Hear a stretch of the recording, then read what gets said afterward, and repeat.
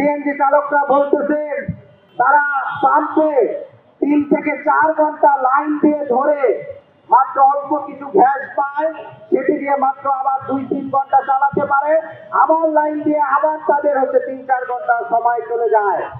ফলশ্রুতিতে প্রত্যেকটা পরিবহন ভাড়া কিন্তু বৃদ্ধি পেয়েছে। এই যে নাগরিকদের রান্না বাড়ি, বাসা বাড়িতে গ্যাসের সমস্যা, গ্যাসের এই সংকট, পরিবহনের ভাড়া বৃদ্ধি এবং যেসব পরিবহনের ভাড়া বৃদ্ধির ফলে আমরা দেখি যে ধারাবাহিকভাবে দ্রব্যমূল্যেরও বৃদ্ধি পাচ্ছে। সরকারের পক্ষ থেকে বলা হচ্ছে কক্সবাজারে যে গ্যাস উত্তোলন একটি কেন্দ্র আছে, তার একটি কেন্দ্রতে এলএনজিতে কারিগরি ত্রুটি হওয়ার কারণে সেখানে গ্যাস উত্তোলনে সমস্যা হচ্ছে। কিন্তু আমরা দেখছি ইতিমধ্যে সরকার সেই কারিগরি ত্রুটি এখনো কিন্তু সমাধান করতে পারেনি। সরকারের বিদ্যুৎ জ্বালানি ও খনিজ মন্ত্রী জনাব ইকবাল হাসান মাহমুদ টুকু, যিনি বিএনপির নীতি নির্ধারণী স্থায়ী কমিটির একজন সদস্য, তিনি ইতিপূর্বে যখন পুরো দেশ জুড়ে তেলের পাম্পগুলোতে লাইন ছিল, তখন তিনি সংসদে বলেছিলেন যে তেলের দাম বৃদ্ধি পাবে না, তেলের কোনো সংকট নাই, কোনো জ্বালানি সংকট নাই। এরপর আমরা কিনা দেখলাম প্রত্যেকটি জ্বালানি তেলের দাম 20 থেকে 30 টাকা প্রতিটি লিটারে বৃদ্ধি পেয়েছে।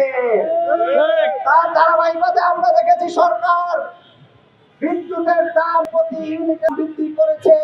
আমরা দেখতে পাচ্ছি এলএনজি, সিএনজি থেকে শুরু করে প্রত্যেকটি তীব্র সংকট তৈরি করা হয়েছে এবং সেই একই নাটক মঞ্চস্থ পেট্রো বাংলার মাধ্যমে গ্যাসের মূল্য বৃদ্ধির প্রস্তাব করা হয়েছে।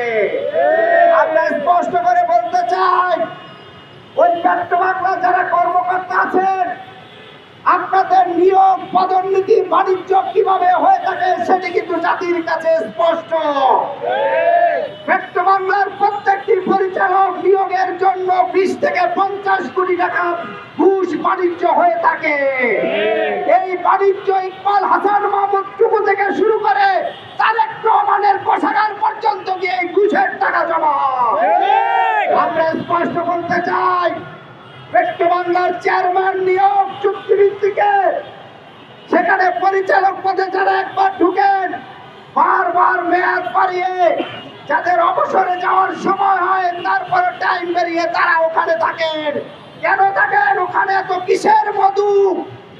যেই প্রতিষ্ঠান জনগণের এই গুরুত্বপূর্ণ জ্বালানি সরবরাহ করবে, জনবান্ধব কর্মসূচি নিবে, সেখানে এই পেট্রো বাংলা তিতাস থেকে শুরু করে জনগণের পকেট কাটা, জনগণের জীবনযাত্রা অতিষ্ঠ করা, জনদুর্ভোগে রূপান্তর করে বিদেশে নিজেদের ব্যাংক ব্যালেন্স টাকার পাহাড় করার একটি সংস্থায় রূপান্তর হয়েছে।